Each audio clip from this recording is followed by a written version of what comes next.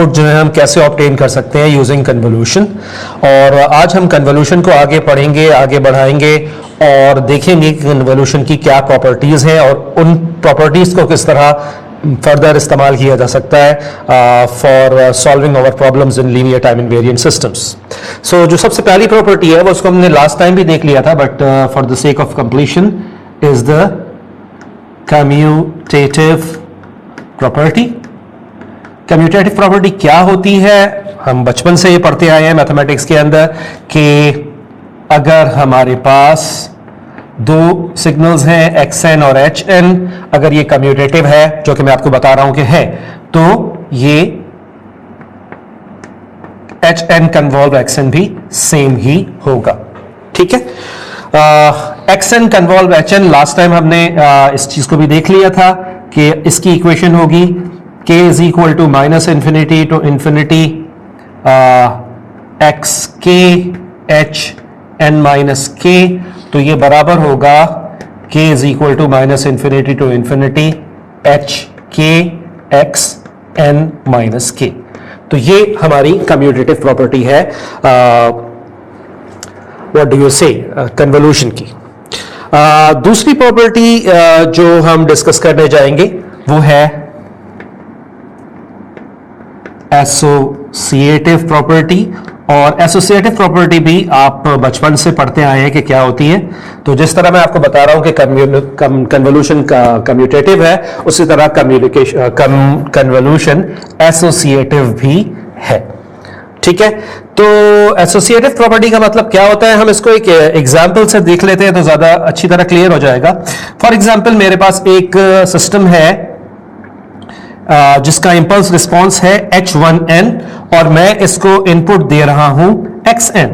तो डेफिनेटली हमें पता है कि being a linear time invariant system, इसका जो आउटपुट होगा वो होगा xn convolve with hn। Now अगर मैं कैस्केड में इसके सामने एक और इनपुट लगा दूं, सिस्टम लगा दूं जिसका आउटपुट है जिसका इंपल्स रिस्पांस है h2n, तो डेफिनेटली इसके लिए जो इनपुट है ये पूरा सिस्टम पूरा सिग्नल है, that is x n convolve h n, और ये इनपुट इस सिस्टम को मिल रहा है तो अब ये इसके साथ कन्वॉल्व कर देगा h2n। ये तो एक सिंपल सी चीज है। एसोसिएटिव प्रॉपर्टी क्या बताती है? एसोसिएटिव प्रॉपर्टी ये बताती है कि हम चाहें तो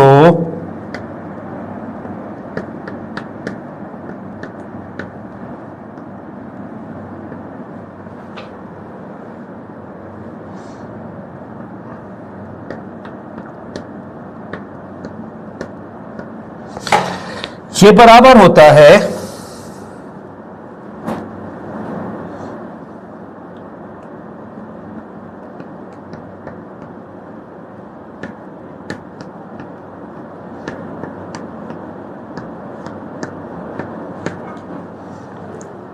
ठीक है जी, यानी आप पहले इन दोनों को कन्वॉल्व करें और फिर रिजल्ट को इससे कन्वॉल्व करें, या पहले इन दो सिस्टम्स के इंपल्स रिस्पॉन्सेस को कन्वॉल्व करें और उसके बाद इनपुट से कन्वॉल्व कर दें, बात एक ही होगी। तो अब एसोसिएटिव प्रॉपर्टीज का फायदा क्या हो रहा है हमें सच? तो देखिए बात यह है कि पहला तो यह है कि एसोसिएटिव प्रॉपर्टी हमें यह बता रही है कि अगर आपके पास दो सिस्टम्स हैं तो आप उनको रिप्लेस कर सकते हैं एक सिस्टम से hn से, जिसका इंपल्स रिस्पांस बेसिकली उन दोनों का कन्वोल्यूशन सम होगा। ठीक है, यानी आप सिंपली यहां पर xn दें और यहां पर yn दें। दूसरी बात जो इंपॉर्टेंट है वो ये है कि आप फर्ज करें कि जी आपके पास दो सिस्टम कैस्केड में थे, अब आप मुख्तलिफ इनपुट्स पर जो है वो इसको व्हाट डू यू से कन्वॉल्व करना चाह रहे हैं, आउटपुट देखना चाह रहे हैं। तो जब आप आउटपुट देखना चाह रहे हैं तो आपको बार बार पहले एक कन्वोल्यूशन और फिर दूसरी कन्वोल्यूशन करनी पड़ेगी। लेकिन अगर एसोसिएटिव प्रॉपर्टी आप यूज करेंगे तो आप ये कन्वोल्यूशन करके एक बार रख लेंगे और फिर हर इनपुट के लिए आप जो है वो दूसरी कैलकुलेशन कन्वॉल्व करते रहेंगे। हमारे पास एक सिस्टम है जिसका इंपल्स रिस्पॉन्स है h1n, which is 1/2 power NUN, ठीक है। और एक दूसरा सिस्टम है जिसका हम इंपल्स रिस्पॉन्स कह देते हैं H2N, which is actually equal to 1/4 power NUN, और ये दोनों सिस्टम्स कैस्केड में लगे हुए हैं इस तरह। तो हम अगर इनका जो है ओवरऑल रिस्पॉन्स निकालना चाहेंगे HN, तो वो कैसे निकलेगा? वो definitely it will B H1N convolve with H2N। So H1N और H2N का कन्वोल्यूशन सम हमें HN दे देगा, यानी इस सूरत में हमें इन दोनों इंपल्स रिस्पॉन्सेस को कन्वॉल्व करना पड़ेगा। इससे पहले जो एग्जांपल्स हमने की थी उसमें हम सिग्नल को इंपल्स रिस्पॉन्स के साथ कन्वॉल्व कर रहे थे, लेकिन मैंने आपको बताया था कि ये एक जनरल सिग्नल ऑपरेशन है, तो कोई भी दो सिग्नल्स जो है वो कन्वॉल्व किए जा सकते हैं। तो इस पर्टिकुलर एग्जांपल में क्योंकि हमें एसोसिएटिव प्रॉपर्टी अप्लाई करनी है, तो हम दो इंपल्स रिस्पॉन्सेस को कन्वॉल्व कर रहे हैं। अब आपको याद करना पड़ेगा कि हमने पहले कौन से स्टेप्स यूज किए थे कन्वोल्यूशन के लिए। तो सबसे पहला स्टेप तो यह था कि हम दोनों सिग्नल्स को विद अ डमी वेरिएबल के प्लॉट करते हैं, ठीक है। तो पहले हम देख लेते हैं H1N को, एक्स एक्सिस पर अब n के बजाय k आ गया है। जो दोनों सिग्नल्स UN से मल्टीप्लाई हो रहे हैं, यानी ये 0 से स्टार्ट होकर इंफिनिटी तक जाएंगे। n इज इक्वल टू 0 पर एनीथिंग पावर 0 इज 1, तो ये सिग्नल भी n इज इक्वल टू 0 पर 1 होगा, और उसके बाद ये कम होना शुरू होगा। किस तरह? 1/2, 1/4, 1/8 एंड सो ऑन। ये हो गया हमारा H1K, ठीक है। अब दूसरी तरफ हम आते हैं H2N पर, जिसको अब हम H2K कह रहे होंगे। तो हम जब इसको प्लॉट करने जाएंगे, अगेन वही चीज है कि 1 पर ये 0 पर ये 1 होगा, लेकिन उसके बाद क्योंकि ये 1/4 की पावर है, तो अगला ये 1/4 होगा, और उससे आगे ये 1/8 होगा, और उससे आगे ये 1/16 होगा, एंड सो ऑन, ठीक है। अब अगला स्टेप क्या था? पहला स्टेप हमने कर लिया कि दोनों को डमी वेरिएबल्स के रिप्रेजेंट हिसाब से प्लॉट कर लिया या स्केच कर लिया, ठीक है। This is H2K। अब दोनों में से किसी एक को हमें टाइम रिवर्स करना है, तो हम नीचे वाले सिग्नल को टाइम रिवर्स कर देते हैं। टाइम रिवर्स करने से ये 1, अब ये 1/4, ये 1/8, ये 1/16 एंड सो ऑन, ये आगे चलता चला जा रहा है, ठीक है। This is H2 of -K। अब यहां आपको इस बात का ख्याल रखना है कि क्योंकि आपने माइनस फंक्शन कर दिया है, टाइम रिवर्स कर दिया है, तो अब it will B 1/4 power -K U -K, यानी यहां पर भी जो है वो नेगेटिव वेरिएबल आ गया, और यहां पर भी नेगेटिव वेरिएबल आ गया। इससे अगला स्टेप क्या था? इससे अगला स्टेप यह था कि हम टाइम रिवर्स सिग्नल को लेफ्ट और राइट पर टाइम शिफ्ट करते हैं, और शिफ्ट करके ये देखते हैं कि जो ओरिजिनल सिग्नल था उसके साथ ये ओवरलैप कर रहा है या नहीं।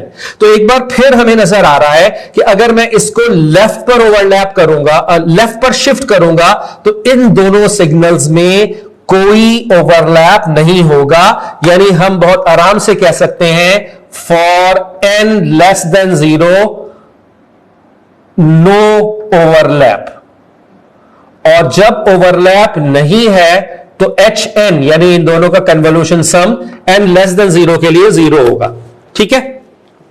उसके बाद हम आगे बढ़ते हैं राइट शिफ्ट। तो अब देखिए सबसे पहले तो वही बात नजर आ रही है कि मैं यहां पर करता हूं n, दैट इज शिफ्ट, और फिर मैं करता हूं ओवरलैप, दैट इज K, ठीक है। तो जब कोई शिफ्ट नहीं है तो ओवरलैप 0 पर है, यानी शिफ्ट 0 है तो ओवरलैप भी 0 पर है। जब मैं इसको एक राइट शिफ्ट करूंगा तो डेफिनेटली ये 0 से 1 पर आ जाएगा और मेरा ओवरलैप बढ़ जाएगा, तो इट विल बी 0, 0 एंड 1। जब ये 2 होगा सो इट विल बी 0 to 2, जब ये 3 होगा it will B 0 to 3, likewise जब ये n होगा तो it will B 0 to n, ठीक है। तो अब हमें पता है कि फॉर n ग्रेटर देन 0 जो हमारी इक्वेशन होती है कन्वोल्यूशन सम की, that is HN is equal to इस सूरत में इक्वेशन क्या थी? k is equal to minus infinity to infinity. हमने h1k को टाइम रिवर्स नहीं किया था तो वो h1k इस तरह आएगा और h2n माइनस k आएगा। ठीक है, क्योंकि h2 को हमने टाइम रिवर्स किया और उसके बाद शिफ्ट किया। ठीक है, n लेस देन 0 के लिए ऑलरेडी देख चुके हैं कि कोई ओवरलैप नहीं है, सो आउटपुट 0 है, यानी hn 0 है। अब हम क्या देख रहे हैं? फॉर n ग्रेटर देन 0 हमारी वैल्यूज n से लेकर 0 से लेकर हमेशा n तक जाती हैं।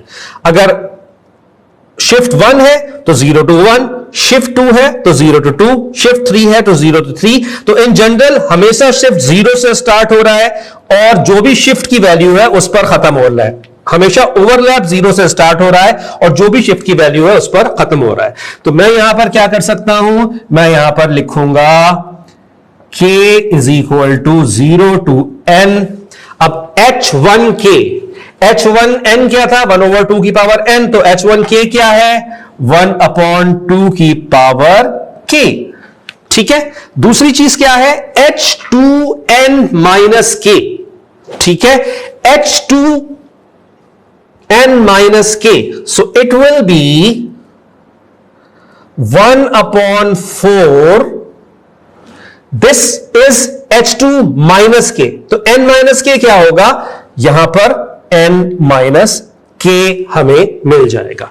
ठीक है, तो ये इक्वेशन हमारे पास आ रही है व्हाट डू यू से hn की, यानी इन दोनों सिस्टम्स को अगर हम कैस्केड करते हैं तो ओवरऑल सिस्टम रिस्पॉन्स ये बनेगा किसके लिए? n ग्रेटर देन 0 के लिए, n less not greater than बल्कि ग्रेटर देन और equal to, n less than 0 के लिए ये 0 होगा।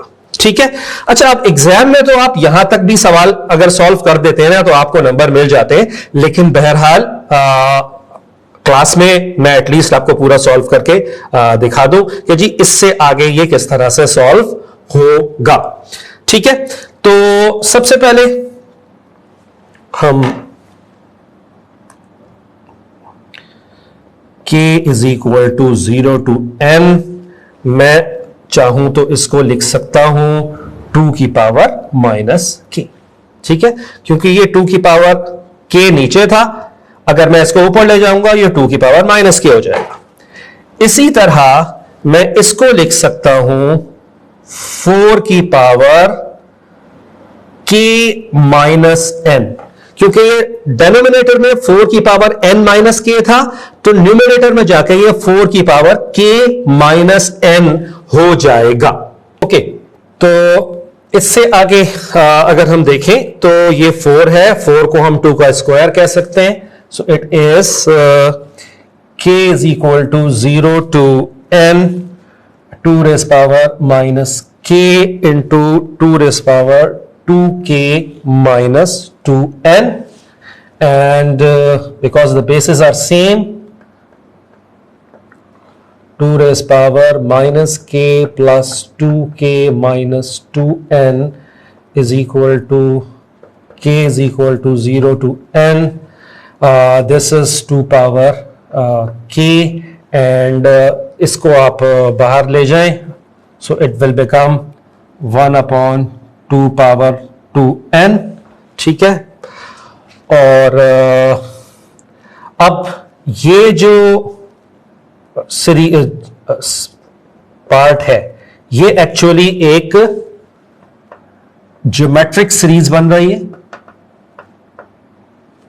ठीक है, और इस ज्योमेट्रिक सीरीज में क्योंकि ये 2 की पावर है, इसका मतलब है कि जो कॉमन रेशियो है वो 1 से ज्यादा है। ऐसी सूरत में जो हम n टर्म्स के लिए फॉर्मूला यूज करते हैं वो होता है a r की power n minus 1 upon r minus 1, where n is the number of terms and r is the common ratio. इस सीरीज में कॉमन रेशियो 2 है, जबकि नंबर ऑफ टर्म्स, ये बहुत इंपॉर्टेंट चीज है, इसमें लोग गलती कर जाते हैं। 0 से लेकर n यानी टोटल नंबर ऑफ टर्म्स है n प्लस 1।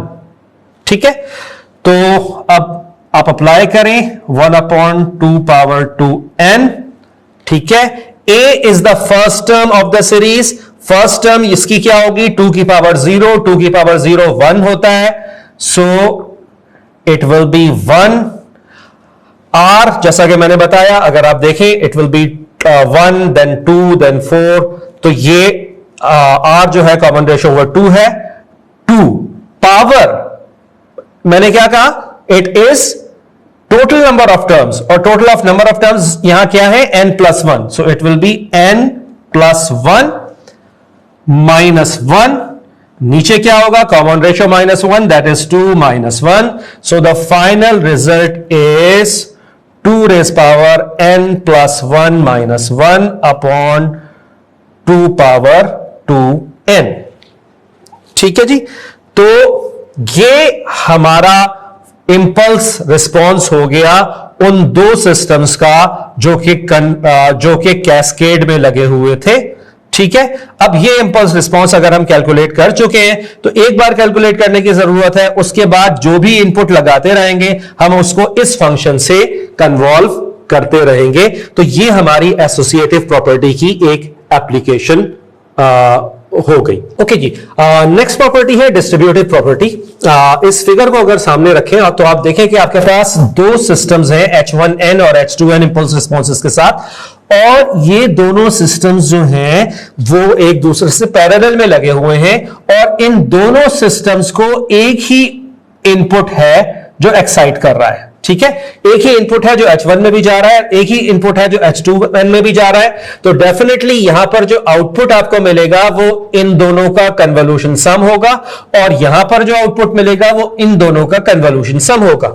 ठीक है, और आगे आप देख सकते हैं कि एक एडर लगा हुआ है, तो ये दोनों ऐड हो जाएंगे और ऐड होकर हमें क्या मिलेगा, xn convolve H1n plus xn convolve H2n।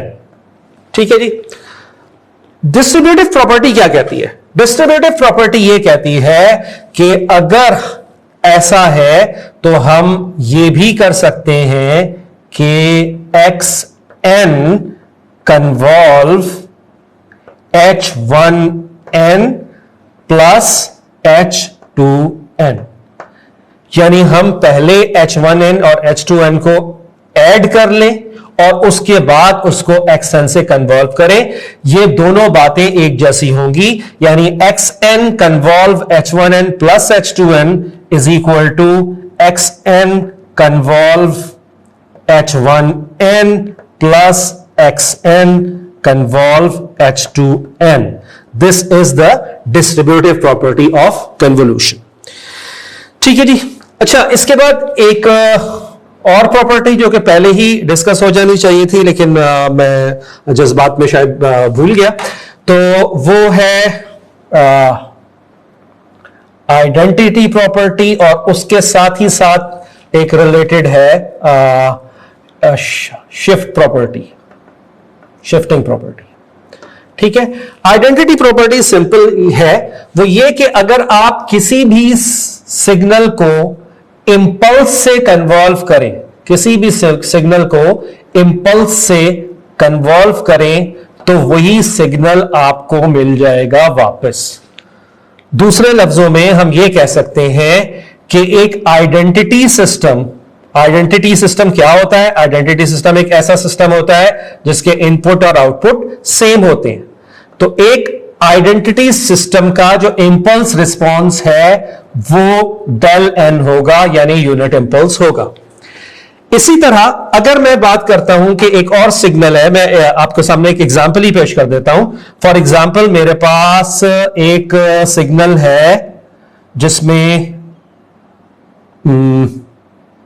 दो सैंपल्स की वैल्यू 1 और 1 है और दो सैंपल्स की वैल्यू 1/2 1/2 है, और यह सिग्नल 0 से लेकर 3 तक है। ठीक है, मैं इसको एक इंपल्स से कन्वॉल्व करता हूं, और वो इंपल्स कहां पर है? वो इंपल्स है n = 4 पर। n = 4 पर जो इंपल्स है डेफिनेटली वो क्या होगी? Del n - 4, that is a unit impulse that is delayed by 4 samples. ये क्या है? xn। अब मैं क्या चाह रहा हूं, मैं इन दोनों को कन्वॉल्व करना चाह रहा हूं। ठीक है, जब मैं इसको कन्वॉल्व करूंगा, आप याद करें वही पुराना तरीक़ाकार है। पुराना तरीक़ा क्या है कि आप दोनों सिग्नल्स को सबसे पहले तो क्या करें कि जो डमी वेरिएबल के उससे के रिस्पेक्ट से स्केच कर लें। तो मैं सबसे पहले इस n की जगह यहां पर k कर देता हूं। ठीक है, उसके बाद किसी एक सिग्नल को हम जो है वो टाइम रिवर्स कर दें। तो चले जी, मैं इसको टाइम रिवर्स कर देता हूं। तो जब मैं इसको टाइम रिवर्स करूंगा तो अब मेरे पास जो 4 सैंपल्स होंगे वो होंगे 0, -1, -2, -3 पर, ये 1 और 1 और ये हाफ और ये हाफ। मेरे ख्याल में इसमें कोई ऐसा मसला नहीं है, बहुत क्लियर सी चीज है। अब ये सिग्नल कौन सा हो गया, x ऑफ -k। अब डेफिनेटली आप देखेंगे कि मैं जब इस सिग्नल को मजीद लेफ्ट पर शिफ्ट करना शुरू करूंगा तो ओवरलैप तो सिर्फ एक ही जगह पर हो सकता है, क्योंकि ये सिग्नल जो है ये सिर्फ n = 4 पे, सॉरी k = 4 पर एग्जिस्ट करता है। तो अगर मैं इसको लेफ्ट पर शिफ्ट करूंगा तो कोई ओवरलैप नहीं मिलेगा। इवन जब मैं इसको 1 सैंपल राइट पर शिफ्ट करूंगा, ठीक है, तो भी आप देखेंगे कि ये -2 से 1 पर आ गया, अभी भी कोई ओवरलैप नहीं है। ठीक है, तो अब आप देखिए होगा क्या, होगा ये कि जब मैं यहां पर आ जाता हूं, मैं जब मैंने इसको शिफ्ट 0 किया था तो कोई ओवरलैप नहीं है। मैंने शिफ्ट 1 किया, कोई ओवरलैप नहीं है। जब मैं शिफ्ट 2 करूंगा तो भी कोई ओवरलैप नहीं होगा। जब मैं शिफ्ट 3 करूंगा, जब मैं 3 शिफ्ट कर चुका होऊंगा तो आप देखें ये -3 0 पर आ चुका होगा और 0 3 पर जा चुका होगा। ठीक है, अभी भी मुझे कोई ओवरलैप नहीं मिलेगा। ठीक है, उसके बाद जब मैं अगला शिफ्ट करूंगा तो ये जो पहला सैंपल है जो कि क्या है 1, तो ये पहला सैंपल जो 1 है अब ये इससे ओवरलैप करेगा, बाकी 3 तो अभी भी ओवरलैप नहीं कर रहे। ये दोनों मल्टीप्लाई होंगे। ठीक है, और 1 × 4 मुझे क्या मिल जाएगा, 4 मिल जाएगा। ठीक है, तो पहली बात 0, 1, 2, 3 इन पर मुझे कोई ओवरलैप नहीं मिला। 4 पर मुझे ओवरलैप मिला, सिर्फ एक लोकेशन पर थी और वो थी 4। मैं आगे जाऊंगा, 5 पर भी मुझे सिर्फ एक ओवरलैप मिलेगा और वो इसी लोकेशन पर मिलेगा क्योंकि ये चेंज नहीं हो रहा। ठीक है ना, ये अपनी जगह पर खड़ा है। 6 पर भी मुझे एक ही ओवरलैप मिलेगा 4 पर। 7 पर भी मुझे एक ही ओवरलैप मिलेगा 4 पर। और जब मैं 8 पर जाऊंगा तो ये जो 4 सैंपल्स थे अब ये 4 को पास करके आगे जा चुके हैं, तो ओवरलैप मिलना खत्म हो जाएगा। यानी मुझे सिर्फ 4 सैंपल्स के लिए ओवरलैप मिलेगा, 4, 5, 6, 7। यानी n = 4, n = 5, n = 6, n = 7। और n = 4 पर हो क्या रहा होगा, मेरा पहला सैंपल जो 1 है वो इस 4 से मल्टीप्लाई होगा, इस 1 से मल्टीप्लाई होगा, रिजल्ट विल बी 1। n = 5 पर मेरा दूसरा सैंपल यहां पहुंच चुका होगा, दूसरा सैंपल भी 1 है तो रिजल्ट विल बी 1। n = 6 पर तीसरा सैंपल यहां पहुंच चुका होगा, वो हाफ है तो result will be half. And n = 4 पर चौथा सैंपल यहां पहुंच चुका होगा, वो भी हाफ है तो रिजल्ट विल बी हाफ। ठीक है, sorry, n = 4, n = 5, n = 6, n = 7।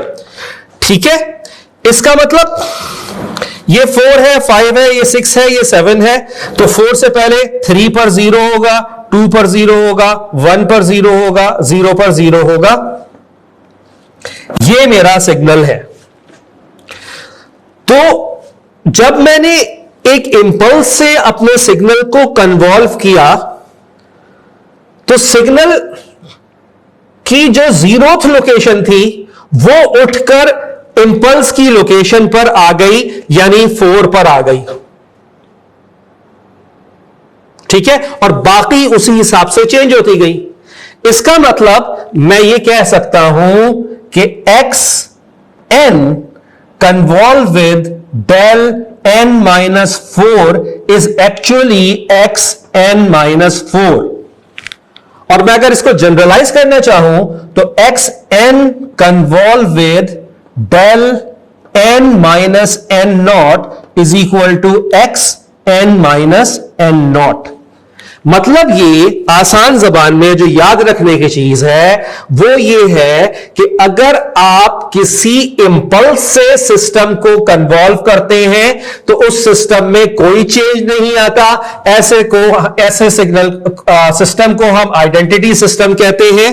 और अगर आप एक सिग्नल को एक डिलेड इंपल्स से कन्वॉल्व करते हैं तो सिग्नल उस जगह पर शिफ्ट हो जाता है। कन्वॉल्यूशन की इस प्रॉपर्टी को हम शिफ्टिंग प्रॉपर्टी कहते हैं। Okay, now that we are done with the properties of convolution under the heading of convolution and linear time invariant properties, now the next topic and important topic is the stability of an LTI, linear time invariant system. Okay, we are particularly talking about Bibo stability. Bibo stands for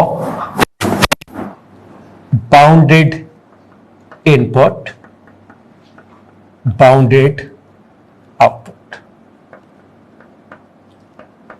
Now, what is Bibo stability? A system is called Bibo stable or bounded input, bounded output is stable when a bounded input always generates a bounded output. नई बात समझ में आई? ठीक है, मैं समझाने की कोशिश करता हूं। देखिए, पहले तो जरा इन अल्फाज पे गौर कर लें, और ये शायद मैंने पहले भी बताया हो बट एक बार फिर बता देता हूं कि जब हम सिग्नल प्रोसेसिंग की या सिग्नल सिस्टम्स की बात करते हैं तो दो अल्फाज इस्तेमाल होते हैं, एक फाइनाइट और इनफाइनाइट और दूसरा बाउंडेड एंड अनबाउंडेड। अब बाउंडेड एंड अनबाउंडेड का मतलब जो नजर आता है वो यही है कि बाउंडेड का मतलब कोई चीज किसी बाउंड के अंदर है और अनबाउंडेड का मतलब वो बाउंड क्रॉस हो गया है। तो बजाहिर ये दोनों एक ही चीजें लगती हैं कि फाइनाइट का मतलब फाइनाइट है, एक काउंटेबल चीज है। इनफाइनाइट का मतलब इनफाइनाइट हो गया, अब आप काउंट नहीं कर सकते। तो ये दोनों एक ही चीज है। लेकिन इंपॉर्टेंट चीज ये है कि सिग्नल प्रोसेसिंग की लैंग्वेज में जब हम बात करते हैं बाउंडेड एंड अनबाउंडेड की तो हम एक्चुअली बात कर रहे होते हैं मैग्नीट्यूड ऑफ द सिग्नल की, एम्पलीट्यूड ऑफ द सिग्नल की। जबकि दूसरी तरफ जब हम फाइनाइट और इनफाइनाइट की बात कर रहे होते हैं तो हम बात कर रहे होते हैं ड्यूरेशन ऑफ द सिग्नल की। ठीक है, इसका मतलब क्या है? अगर मैं कहता हूं FIR फिल्टर, जिसका मतलब क्या है? फाइनाइट इंपल्स रिस्पॉन्स फिल्टर, तो बेसिकली मेरा मतलब है कि मैं कह रहा हूं finite duration impulse response filter, यानी ऐसा फिल्टर जिसका इंपल्स रिस्पॉन्स फाइनाइट ड्यूरेशन का है, इनफाइनाइट टाइम तक नहीं आता रहता। जबकि दूसरी तरफ अगर मैं कहता हूं IIR फिल्टर, यानी इनफाइनाइट इंपल्स रिस्पॉन्स फिल्टर, तो मेरा मतलब होता है infinite duration impulse response filter, यानी कि एक ऐसा फिल्टर जिसको आप एक इंपल्स दें तो फिर इनफाइनाइट ड्यूरेशन तक उसका आउटपुट जो है वो जनरेट होता रहे। जबकि जब मैं कहता हूं बाउंडेड सिग्नल, तो बाउंडेड सिग्नल फाइनाइट भी हो सकता है और इनफाइनाइट भी हो सकता है। कैसे? मिसाल के तौर पर अगर मैं बात करता हूं xn is equal to un,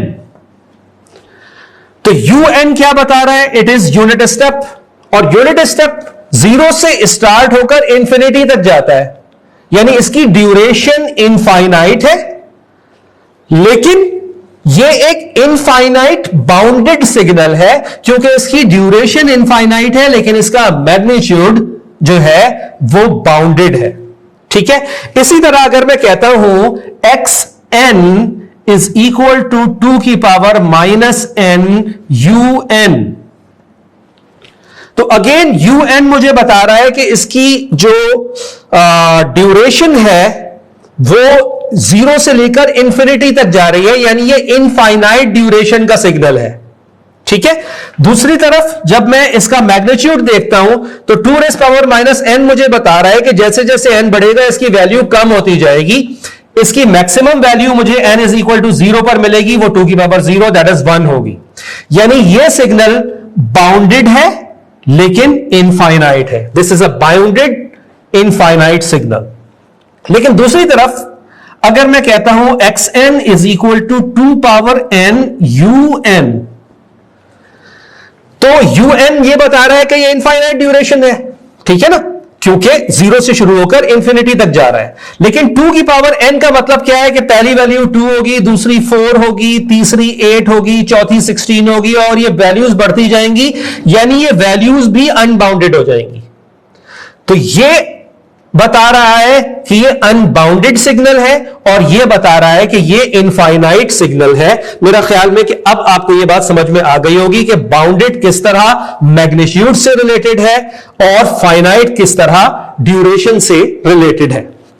ठीक है, अब हम वापस आते हैं बीबो स्टेबिलिटी की तरफ, क्योंकि अब हमें ज्यादा बेहतर पता है कि बाउंडेड इनपुट और बाउंडेड आउटपुट का मतलब क्या है। मिसाल के तौर पर अगर मैं ये सिग्नल इनपुट दूं, ठीक है, अपने किसी भी सिस्टम पर, ये एक बाउंडेड इनपुट है, अगर जवाब में जो आउटपुट जनरेट होगा वो भी बाउंडेड होगा तो वो सिस्टम स्टेबल होगा। लेकिन अगर मैं ये इनपुट दूं लेकिन जवाब में आउटपुट जो जनरेट हो वो बाउंडेड ना रहे, अनबाउंडेड हो जाए, तो हम उस सिस्टम को जो है वो अनस्टेबल सिस्टम कहेंगे। मिसाल के तौर पर मैं आपसे कहता हूं कि मेरे पास एक सिस्टम है HN is equal to del n-5। ये सिस्टम क्या कर रहा है? ये बेसिकली एक डिले प्रोड्यूस कर रहा है 5 सैंपल्स का। कितने सैंपल्स का? 5 सैंपल्स का। HN is equal to del n-5। अब अगर मैं इसको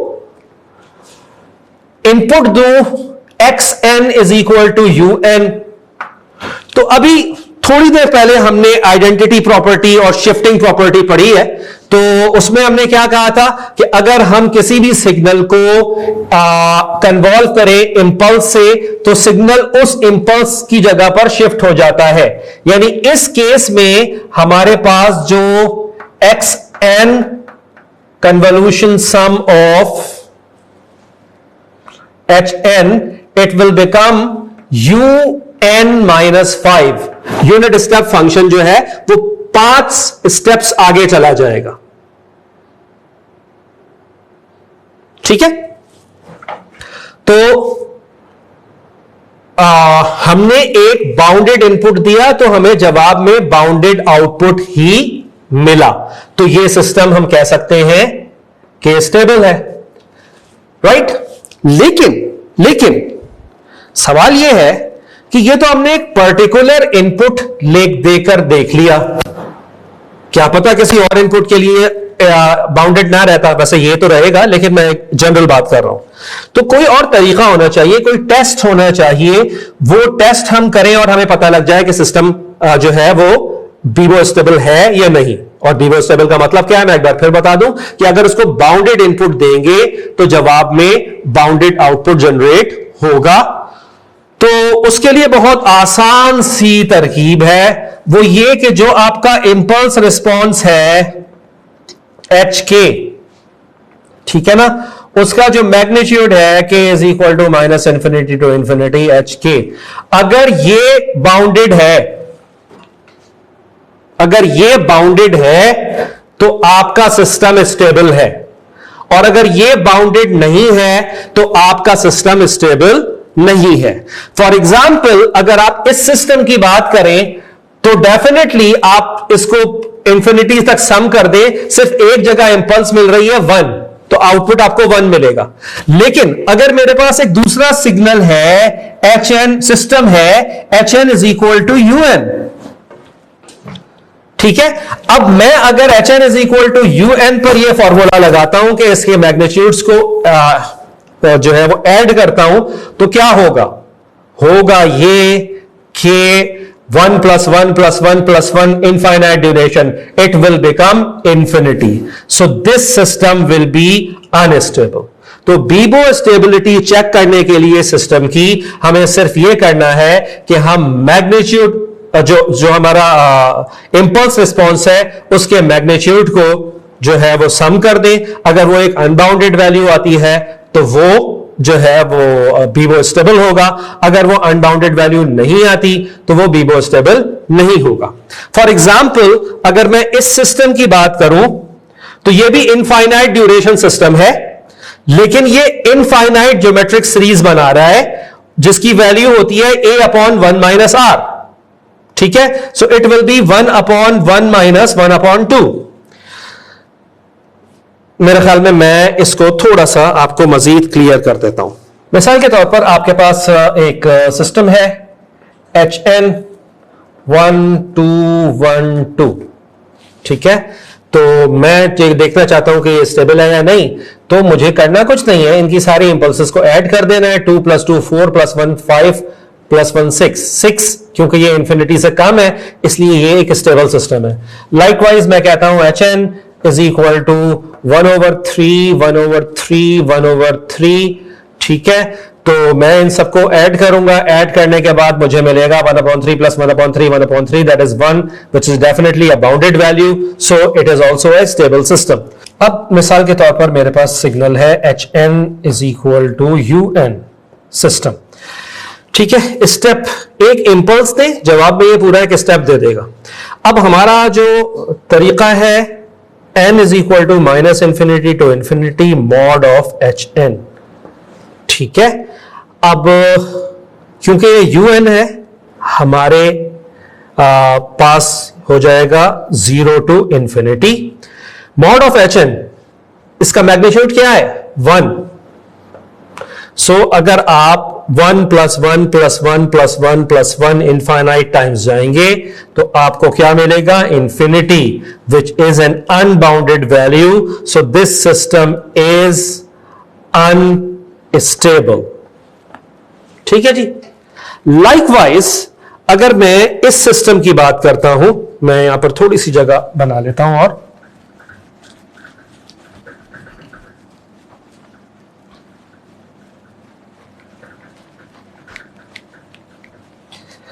अगर मैं इस सिस्टम की बात करूं जिसका इंपल्स रिस्पॉन्स है HN is equal to 2⁻⁻ n UN, तो सबसे पहले तो आप देख लें कि ये इनफाइनाइट ड्यूरेशन का सिग्नल है, यानी इनफाइनाइट सिग्नल है, ठीक है ना। अब इसके जो मैग्नीट्यूड है वो पहले 1 है और फिर 1/2 है, फिर 1/4 है। आप n की मुख्तलिफ वैल्यूज डाल के देख सकते हैं, लेकिन अब ये इनफाइनाइट ड्यूरेशन तक जा रहा है, ठीक है। तो बेसिकली जब हम कहेंगे n is equal to -∞ to ∞ mod h of n, तो हमारे पास ये चीज बनेगी क्योंकि ये यूनिट स्टेप से मल्टीप्लाई हो रहा है, n is equal to 0 to infinity, और hn का मॉड क्या है, 2 रेज़ पावर -n। बेसिकली ये एक इनफाइनाइट ज्योमेट्रिक सीरीज बन रही है और जिसका कॉमन रेशियो 1 से कम है, हाफ है, ठीक है।